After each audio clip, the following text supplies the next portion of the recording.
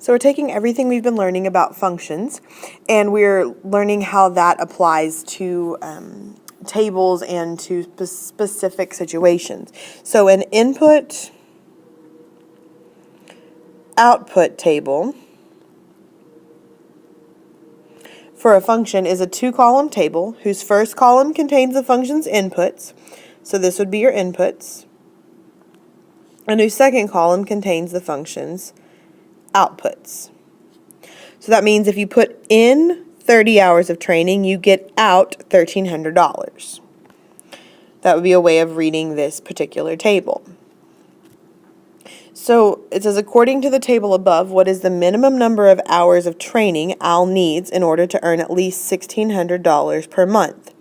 So if he wants to earn at least $1,600, that means that he wants to earn that or more. So if he needs $1,600, then he needs to do at least 60 hours of training. If he did 70 hours of training, that'd be great, because then he could make $1,700, and that's still good. The next question says, how many hours of training does he need in order to make $1,250 monthly? Well, nothing in our table goes up by 50s, but we can utilize what is there to help us figure out what it's going to be. So if we know $1,250 is between $1,200 and $1,300, so there's $100 between those two. And we know it's going to be somewhere then between 20 and 30 hours, which is 10 hours. So what's happening is this is going up by 10 and this is going up by 100. So if I divide 100 by 10, or I divide my outputs by my inputs, I can figure out how much it's increasing. So 100 divided by 10 is 10. I'm going to leave it over 1. And what that means is that for every 1 hour of training, I'm going to write this over here in blue. So 1 hour of training equals another $10. So if he wants to make $1,250, then he needs $50 more, which means he needs 5 more hours than 20. So he needs to make 25 hours in order to get $1,250. So they gave us this table here, and they want us to fill in the blanks. So we've got some things there. We know 10 is 1,100, 25 they gave us 1,250. They want to know what gave us 1,350. Well, it's the same table as before. So if this is going up by 100, then this side's going to go up by 10, so it's going to be at 35. Here it went from 35 to 37, which meant it went up 2, which means this side's going to go up 20, because remember, every 1 hour was $10. So that means 2 hours is going to be $20. So this would be $1,370. So we have this last one here that we haven't done with 0 hours of training. So that means we went down $10, which means we need to go down $100. Because it's going up by 10, so the other side's got to go up by 100. So it's going to be 1,000. This right here, when you make 0 hours of training, is called your base salary.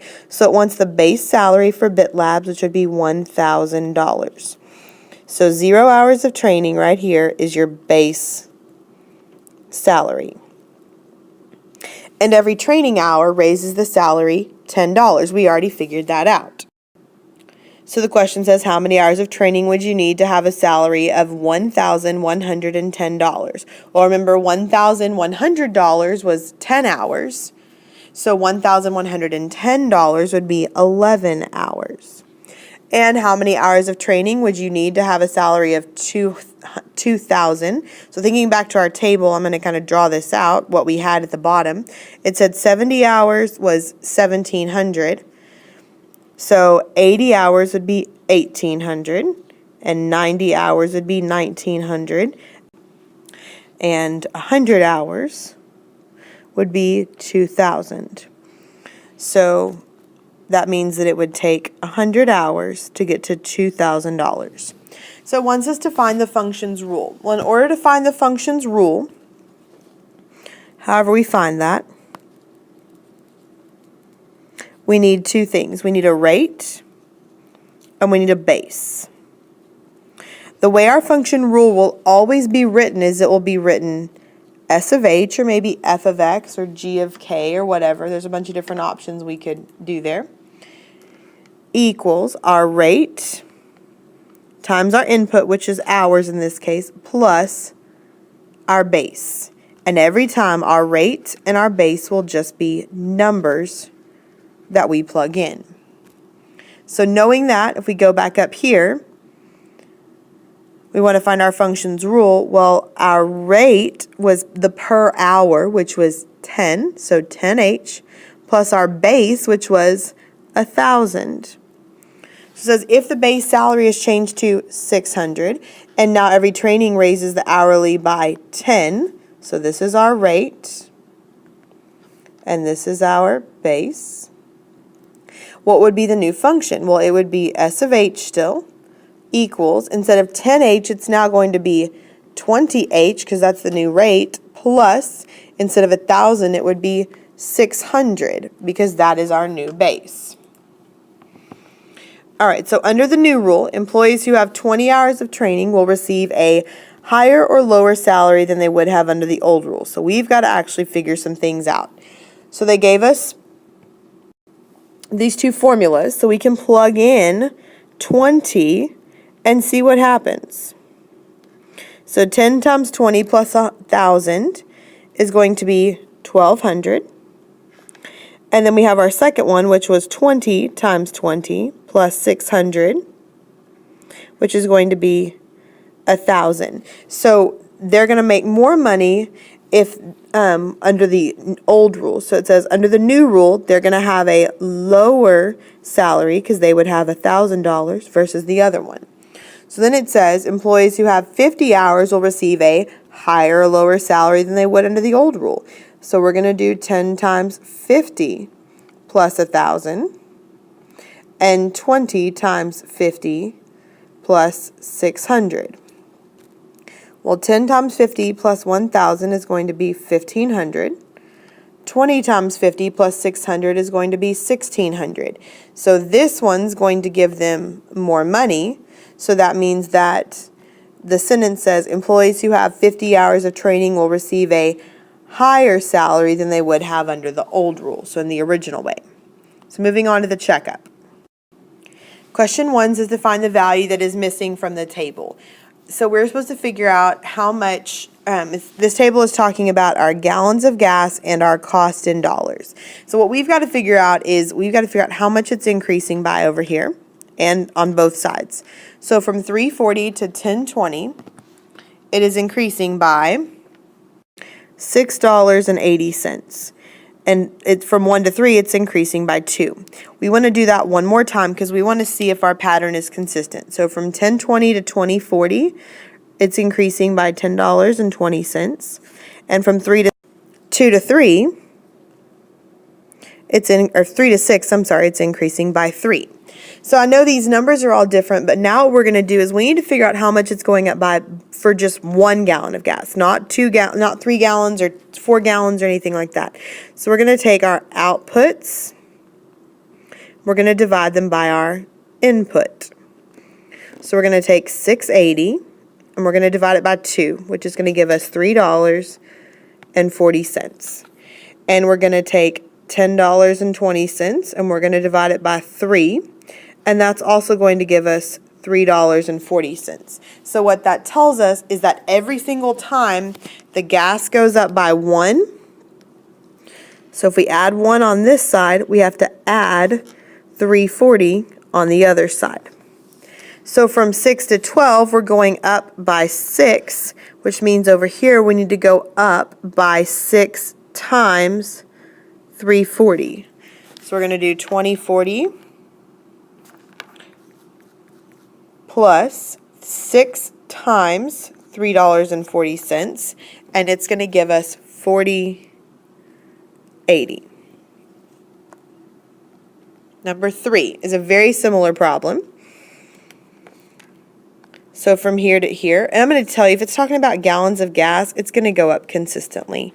So we need to figure out how much it's increasing. So 1240 minus 310 is going to be 930. And from 1 to 4, it's going up by 3. So we need to do our output. divided by our input, and that's going to be 930 divided by 3. $9.30 divided by 3 is $3.10. So that means if this side, the gallons of gas goes up by 1, the cost is going to go up by $3.10. So we need to figure out how much gas it went up, how many gallons of gas it would be to cost $27.90. So we need to figure out how much it increased. So we're going to do $27.90 minus $12.40. And it's going to give us $15.50. And we know that each gallon of gas costs $3.10, so we're going to divide that by 310, and we're going to get 5. So that means this side went up by 5, so 4 plus 5 is 9. So 9 gallons of gas would cost us $27.90. Number 5. So we have our weight and our shipping costs. So again, we're going to be working out the same thing. We got to figure out how much it's increasing. So from 0.45 to 1.35, it's going up by 0.9. From 1 to 3, it's going up by 2. So we need to do our output divided by our input, which is going to be 0.9 divided by 2, and that's going to be 0.45.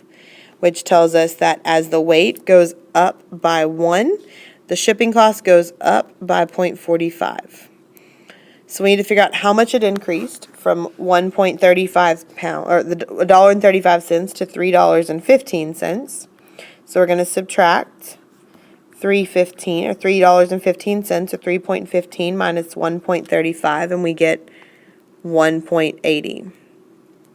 Then we need to divide that by 0.45, and we're going to get 4. So that tells us this side goes up by 4, and 3 plus 4 is 7. So that's the number that's missing from our table.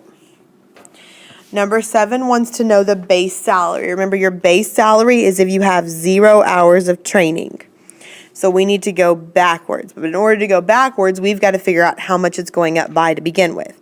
So 10 to 20 is an increase of 10. 1550 to 1700 is an increase of 150. So if I need to go back 10, then I need to go back $150, which means that I need to subtract 150. So 1550 minus 150 is going to be 1400. So that would be my base salary. Lastly, number 9. It asks us how many hours of training would you need to have a salary of $1,430. So we're looking for $1,430. Well, it's going to be somewhere in here in between 1,400 and 1,500. So we need to figure out how much it's going up by for just 1 hour of training. So for 10 hours of training, it goes up $100. So to find out how much it goes up by for 1 hour, we do our output divided by our input, which would be 100 divided by 10, which is just 10. So if we need to go up to 1,430, that means we're going up $30. So $30 divided by 10 is going to give me 3. So that means this needs to go up by 3. So 23 hours of training would give me $1,430.